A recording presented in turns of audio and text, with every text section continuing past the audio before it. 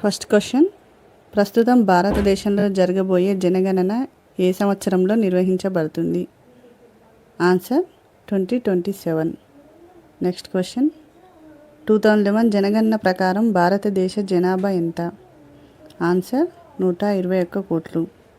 Next question, భారతదేశంలో మొదటి అధికారిక జనగణన ఎప్పుడు జరిగింది? ఆన్సర్ 1881. నెక్స్ట్ క్వశ్చన్, భారత జనగణన నిర్వహించే సంస్థ ఏది? Answer register general and census commissioner of India. Next question, 2021 జనగణన ఎందుకు వాయిదా పడింది? ఆన్సర్ COVID-19 వలన. నెక్స్ట్ క్వశ్చన్, జనగణన ఎన్ని సంవత్సరాలకు ఒకసారి నిర్వహిస్తారు? ఆన్సర్ 10 సంవత్సరాలు.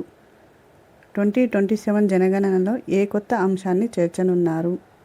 ఆన్సర్ కులగణన. 2011 జనగణన ప్రకారం అత్యధిక జనాభా గల రాష్ట్రం ఏది? ఆన్సర్ ఉత్తరప్రదేశ్.